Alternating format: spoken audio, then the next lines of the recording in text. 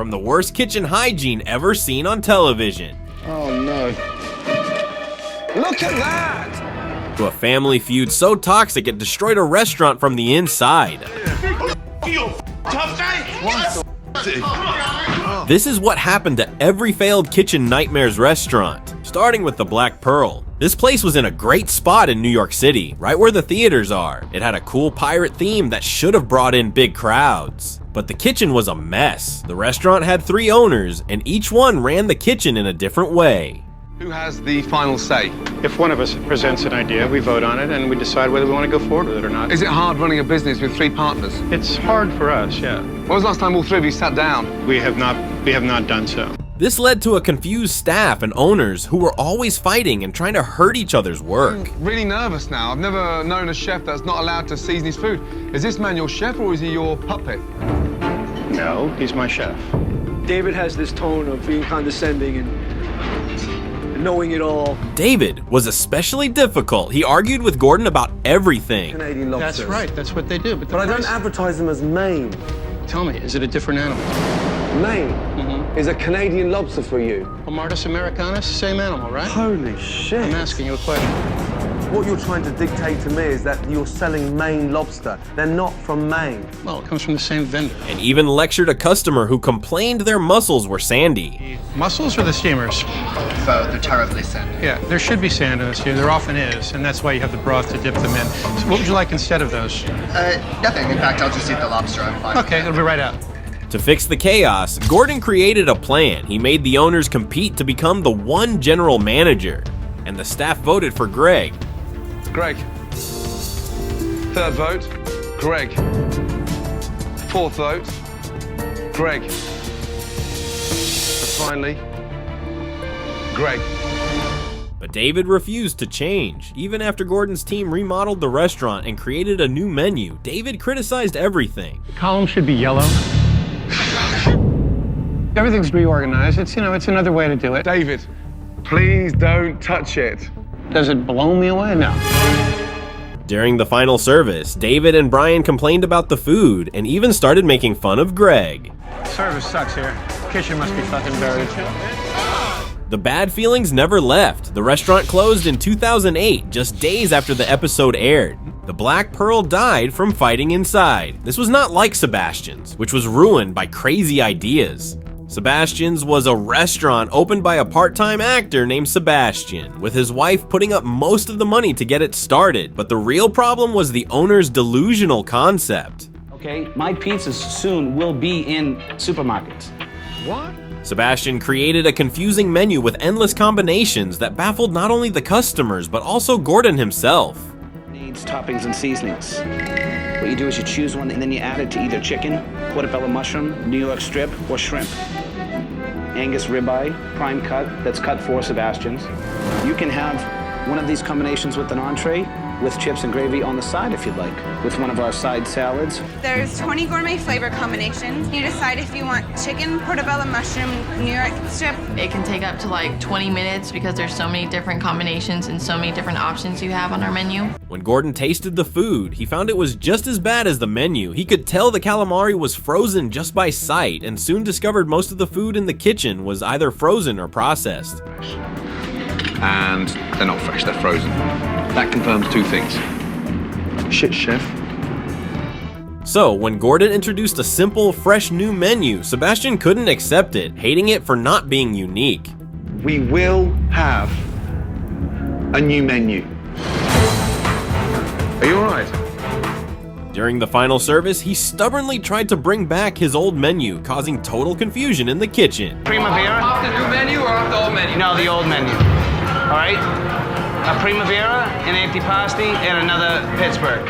In the end, Gordon's prediction came true. As soon as the cameras left, Sebastian quickly went right back to his old menu, and the restaurant closed in early 2008. Fans knew what he was all about. Sebastian didn't want his restaurant saved, he just wanted to be famous for his concept. Guy got his wish in the end. Sebastian's was delusional, unlike the owners of Compana, who were simply drowning in debt.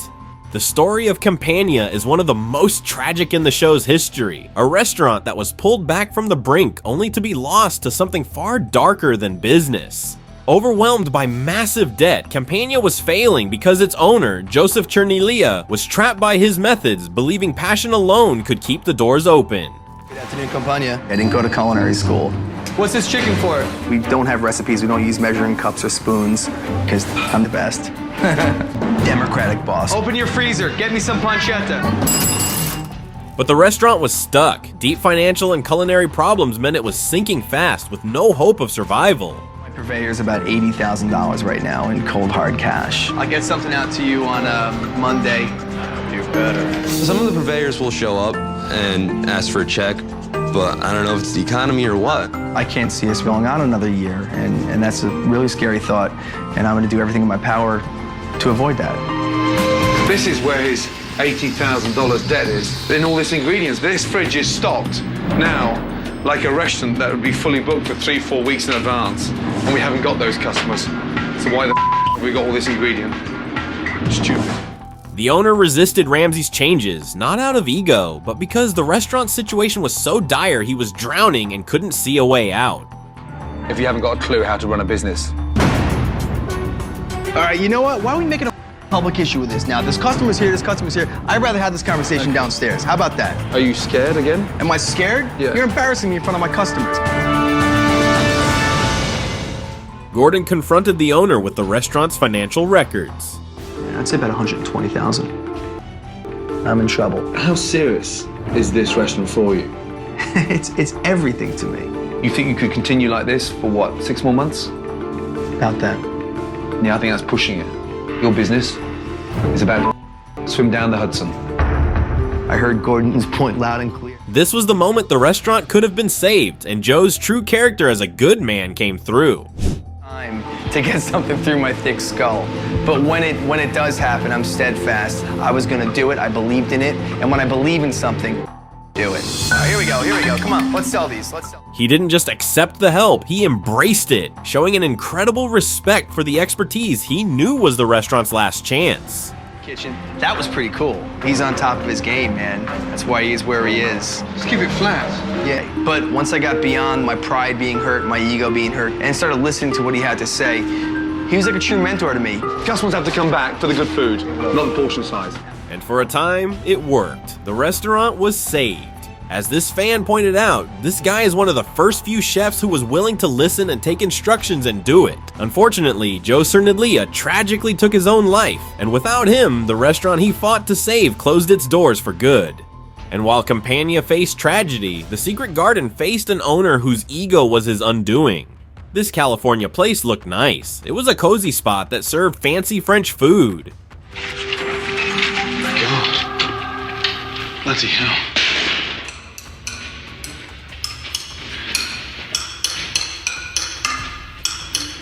God.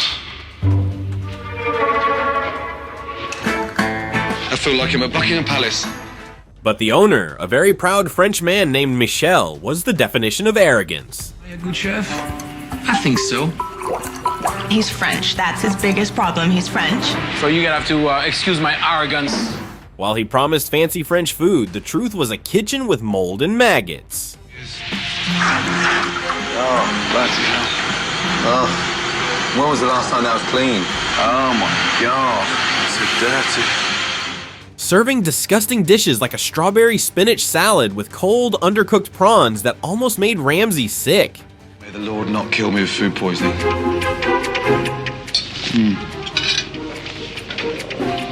Oh, Jesus.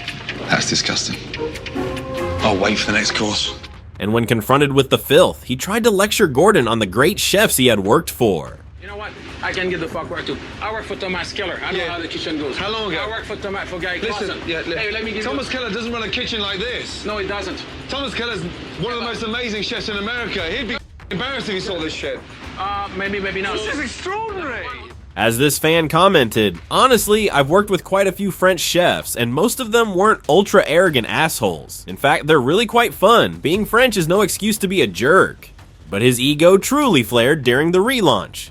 You know, this is different. I like it. Instead of helping my business, you might hurt my business. Give me a chance. Okay. Give me a chance. I'm not too crazy about the changes, but let's see what he can do, what he can bring to the restaurant. When a food critic called his fish too salty, Do you have any feedback for me that they're gonna ask? The fish itself was very salty and over-seasoned. And it was just over-seasoned. Thank you very much. Thank you. Mikhail's first instinct wasn't to apologize, it was to blame Ramsey for the new menu. He simply could not accept that he was the problem. The new menu, it's good, but it's not good enough. We have to make it good enough. Yeah, I apologize for that. If I give you one of my signature dish, is that gonna make you feel a little bit better? Yeah, something just to balance the tartness, you know. Thank you very much. Thank you for giving me another chance. You know, I'll get a little more used to the menu. It's a brand new menu for me also. Not an excuse, but it's always a little harder. So, thank you. You're a donkey. My food been voted best chef in Ventura County. What? Yeah. Hold on. Let me finish. Don't push the finger. Put your fucking hands up here. Listen to me. You run a shithole of a kitchen. Yourself. No. Okay. No. Who the f are you to turn around and tell me when you work like a pig? You French pig. The Secret Garden closed in 2008, less than a year after the episode. The Secret Garden failed due to the slow poison of its owner's pride, unlike Mama Maria's, which failed because a son was trapped by the past. Mama Maria's was a longtime family place in Brooklyn. The owner, John, loved his parents and wanted to honor them. My mom and dad had a pizzeria, and my mother did all the cooking in the back. By the 90s, my mom got sick. She came down with cancer. She passed first. So that's why it has two different names. Mom and Dad, Sal and Maria. But John's loyalty to the past was killing the business. It's what we've done all our lifetime. I haven't just started this yesterday. The meatballs are always done. You could get away with it in 1967. It's 2012, John. But you're running on nostalgia. It stood still. And yet outside these four walls, the whole neighborhood has overtaken you. Refusing to move on from his old menu full in a dining room that was visibly falling apart. That's how we prepared food for the last 40 years, and I don't see it being a problem. A pork sauce to vegetarian? It's the way we've always done our business. But you can't serve a vegetarian a pork sauce. Ramsey was shocked by all the food that was frozen and pre-made. Look at that. Oh, come on. Meatballs. This is ridiculous. They're frozen molded. What's that? Oh, God. No dates, no labels. Another freezer. Frozen vegetables, frozen pasta. My God. I don't even know what it is. An ice cream container. Some are filled with pasta shells. Look at this stuff. Freezing tiramisu. You are kidding me. Oh, that's eggplant. How many portions of food is here? Oh, it's just endless. The situation hit rock bottom when a customer got very sick from a rotten lobster tail. John, come here. You smell it. Seriously. Fishy. I can smell the ammonia. Yeah, you smell that? And that's what that man's just eaten. And whilst we're discussing this, there's a man vomiting in the toilet now.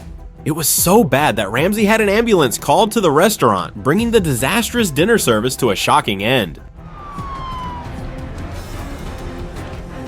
A guy had some lobster, and he has a reaction to it. The gentleman sit down. You saw an ambulance come out? Yes. Oh my God. Oh, it's terrible. The main point of the episode was Ramsey helping John see that his parents would want him to be happy and successful, not sad.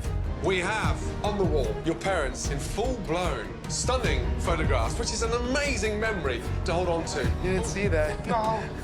That's me serving the dog. I didn't notice the pictures. Never forget this day moving forward. A new beginning in the history. Mama Maria's, let me tell you. This is my family. This is me. It was here. From my eyes, I didn't see it. It's amazing. It's changing from old to new. Without letting go of the past is still here with us. And I got a new lease on. Mama Maria's finally closed in February 2023. This let John stop working and retire on his own terms. And fans were so happy for this owner. Mama Maria's closed because John wanted to retire. He made it.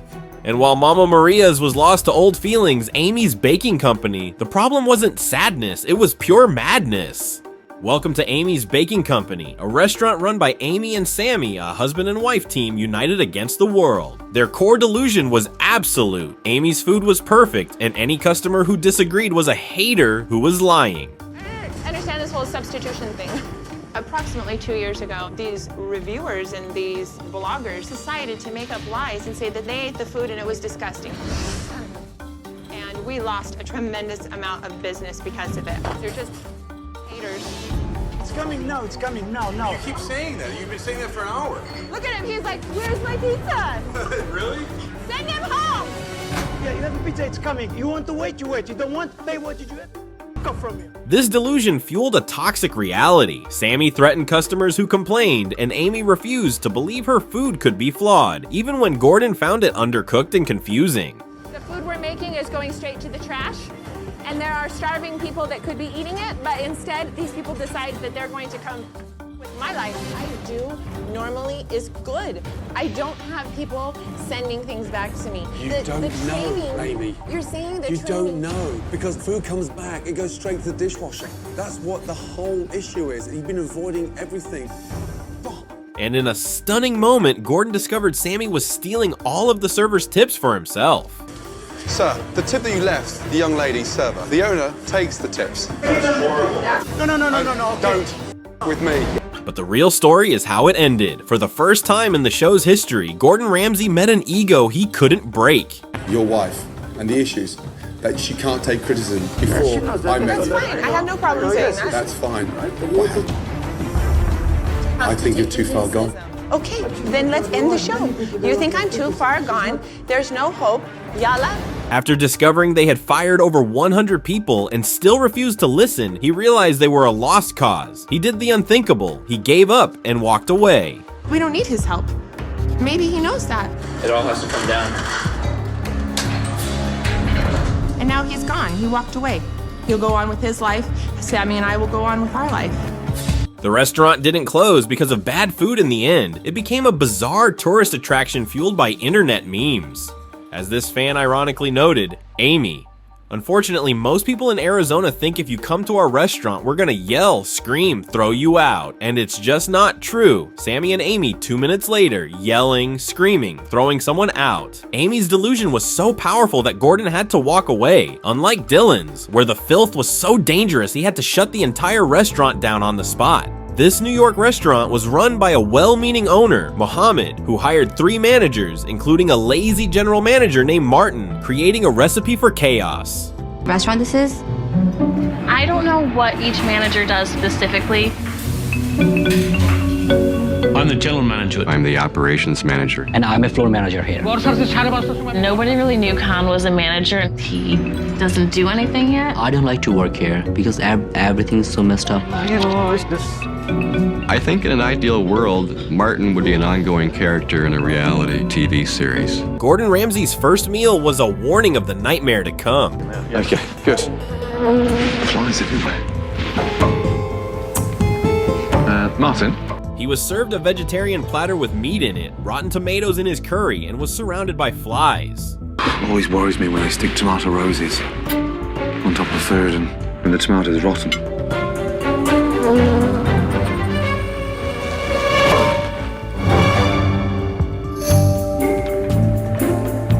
That is not a piece of beef. Does that look like a piece of beef to you, my darling? It's dry. It looks like pork. And if that's beef, then, hey, I was born in Bangladesh. The situation was so bad that the chef admitted he might have served Gordon old lamb, making him physically ill. Old-fashioned. I've eaten it. I don't feel too good. What it says that that lamb is probably the old lamb. You served me old lamb? I am embarrassed to see the situation. They get a little nervous as they made a mistake in there. But the disgusting truth was found during the kitchen inspection. What is that? I don't know what it is. You don't know? Moldy. That is quite frankly the worst hamburger I've ever seen in my entire life. Oh my God. It was a scene of pure filth with roaches, rat droppings, rotten meat, and even green chicken wings. Oh my God, look. There they are there, in refrigeration. Oh, fucking hell. Oh my God. Oh no. Look at that! Oh my God. The state of the kitchen was so dangerous that Gordon immediately shut down the restaurant. No one is getting served from this fucking restaurant tonight. Let's make that clear. Yes or no? Anyone against that? No. No. Good. And called in professional cleaners. Let's go. These guys are professional steam cleaners, yeah? Guys, kitchen straight through there. It wasn't just cleaners, it was cleaners plus. Even with a new name, Purnima, and a new menu, the core problem remained. Let's go. I need 1 lamb chop, medium rare, please. Piping hot, please. Take this. The lazy manager, Martin, continued to cause problems until Gordon told the owner to fire him. In a final act of arrogance, Martin quit before he could be fired. This is my last night. I'm out of here. I quit. Jesus Christ. When Martin left, actually I'm just shocked. I didn't expect it's gonna go that bad. The restaurant closed in 2009, soon after the show aired. The awful dirt and mess that everyone saw was the end. Dillon's failed due to hygiene, unlike Peter's, which was ruined by family tension. Peter's was a classic family Italian place. It had a long history on Long Island. This restaurant was one of the top restaurants in the village here, and it's just really slowly declined. The restaurant is not making the money that it was making. Right now, we're not paying the bills. But it was ruined by a family feud between a hard-working sister and her lazy, arrogant brother. No, this restaurant, Peter's, there's a lot of stress. This place is a fucking mess. I'm all over the place. It's pretty open right now. What would you like? No one thinks I'm the owner in here. They all think it's my brother because he's the host. The restaurant was named after Peter, but he was the biggest problem. He wasn't a chef, he was an actor, bragging about his Mercedes and expensive suits while the kitchen's ovens were broken. He takes advantage of the place. Can I have a cappuccino from here, please? I take so much pride in myself, my appearance, my car, my clothes. Well, I got sauce on my suit. I take care of myself, and it shows. He proudly stated that he wasn't married to the business, choosing to invest in his appearance instead of the restaurant. There are a lot of restaurant owners that are married to their business day and night, but I choose not to live my life that way. This fantasy came at a price. The kitchen was filthy. The walk-in fridge was full of rotten food. The fuck? Look, there's onions growing on top of onions. But it gets worse, unfortunately. The whole thing's leaking here. What the fuck is that? And bill collectors were showing up during dinner service. Yeah, okay. As soon as you got a minute, telephone tough guy. Go fuck yourself. Get the fuck out of here. Pick your fucking hands up, John. Guy. Pick your fucking hands up. You wanna hit me? You're the tough guy. You wanna hit me? Put your hands on me, Pete. No. The situation became so tense that it led to a physical fight where Peter had to be restrained. What's the one? Oh, shit. Hey. Get it, tough guy. Come on, you look at my father. You made a mistake. Come on. You made a mistake. I'll hurt you, scumbag. Get it, tough. Gordon tried to force Peter to face reality by putting him in the kitchen for one service, where he had a complete meltdown and couldn't handle the pressure. What the fuck is it? You know, I'm passionate. I'm Italian. I yell. Gentlemen, why is this guy here? 2 minutes later, I'm over it. Come on, let me hug it out. Let's hug it out. Let's hug it out.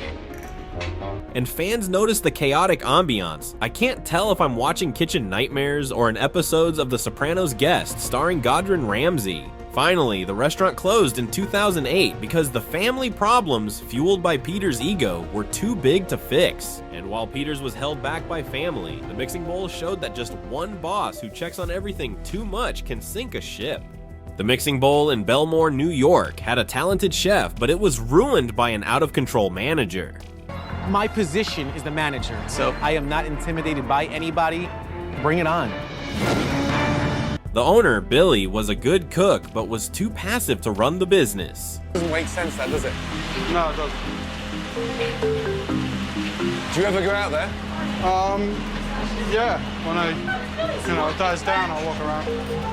This allowed his manager, Mike, to cause chaos by offering huge discounts and... You want your friends to come in, that's great, but you should be out working. Answer the phone, please. It's impossible to work with him, and every time you work with him, he takes half of your tips. Kimmy, you gotta... Even taking tips from the waitresses. During the relaunch, Mike's mismanagement was on full display. He overbooked the restaurant, forgot a large reservation for a football team, and then blamed a waitress for his own mistakes. I wasn't told. Do not talk to me like that. Pissed off. That's it. I was told 7 o'clock this morning. Not my fault. Dragons on the paper. Even after Gordon told Billy that Mike was the problem, the owner couldn't bring himself to fire him. I just gotta reevaluate the situation. Mike's gonna have to change, like the place has changed. So everybody else in the place is gonna get a second chance. So Mike should get a second chance, and we're gonna move forward together. The restaurant closed in 2009. It failed because the talented chef refused to be a boss. As this one fan explained, the Mixing Bowl closed in January 2009, a little over a year after the episode aired, with Billy stating it was more profitable to be a consultant to restaurants in the poor economy. As of late 2014, the location is still home to a new restaurant called Greek Delight. The Mixing Bowl failed because of managerial control. Unlike Trobaniano's demise was masked by one of the strangest endings in the show's history. The restaurant was run by Anthony, a very young and inexperienced chef who got his girlfriend's parents to fund his dream, but the dream was a mess. You bought a restaurant with your future father-in-law. It was just an exciting thing, you know? You're able to purchase a restaurant as a dream of mine. How old are you now? 28? 29? Mm-hmm. So you're 25 when you opened it, which is fucking young to open a restaurant. Sure. Yeah. The restaurant was struggling and Gordon found a dirty kitchen. Oh, Christ almighty. What on earth is that? The smell. The kitchen?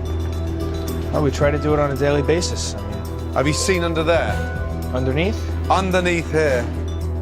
And he was served tasteless, poorly made food. I said, oh my God, we're dead. That's definitely not homemade mozzarella. It's ghastly, stone cold, solid, and tasteless.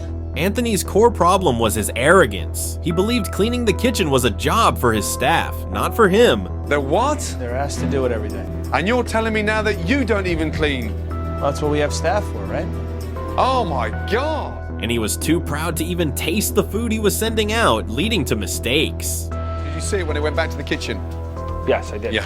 Just because you may have the inclination that I'm acting like a dick, it was dry. I don't think you're acting like a dick. I just didn't want to taste it myself. Every time a plate comes back to my kitchen, I taste it. But in a bizarre turn of events from the production team of the show, instead of a solid plan to fix the deep-seated financial issues, the episode ended with a bizarre distraction. What is this? Beautiful. Wow, beautiful. Make an honest woman of her. I'm shaking. Gordon orchestrated a surprise marriage proposal and then had Anthony and his girlfriend Tiffany get married in the restaurant that very night. Patron, Anthony Trobaniano. I just want to thank everyone for coming here. You can see we've come a long way thanks to Chef Ramsay here. Tiffany?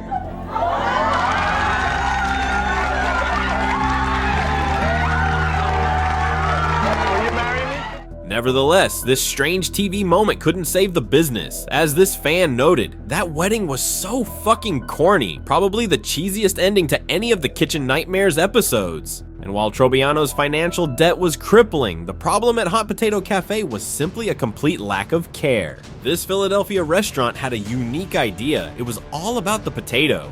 Hot Potato was to make this a very casual, friendly environment. But the real talent in the kitchen was the chef, Danielle, a young niece stuck working for the three sister owners who had completely given up. I can't blame you entirely because you shouldn't even be cooking here because of family reasons. But more importantly, you haven't even been given the chance to cook or to learn how to cook properly. The menu was a disaster. Gordon was served hot potato soup he called an embarrassment and like glue. It's like it's been made out of leftover mashed potatoes. They fresh every day? They make it probably every other day. Every other day. Worse, the potato skins were revealed to be 3 weeks old and didn't even contain any actual potato anymore. When were they baked? Probably about 3 weeks ago. 3 weeks ago. 3 weeks ago. Where's the filling gone? We used the filling for the mashed potatoes. So my potatoes been sold already? Yes. The owner's lack of passion came to a head during a disastrous dinner service. While Danielle worked hard, the sisters did almost nothing to help. Who's in charge? Danielle calls out the orders or no? I don't know what's going on. It's like no one cares. Gordon was so disgusted by their apathy that he called them zombies, and in a shocking move, walked out on them in the show, believing they didn't care enough to be helped. We have no drive. Everybody's so tired. If this was my restaurant, I'd be fighting. Every table, every plate. You, and you. It's clear you've given up. I honestly don't know if you've got the passion. I'm done. I'm out of here. No one cares here. Although the sisters cried and begged him to return, claiming they were just lost, the core problem was clear. At the end of the tunnel, and we weren't always like this. We weren't. We give it. We do, honestly. I don't think we don't have heart. I just think we're tired. And we're frustrated. We're out of money and we're out of ideas. We just don't know what to do anymore. And soon after Gordon's expert chef left, Danielle left too, and the restaurant closed in 2010.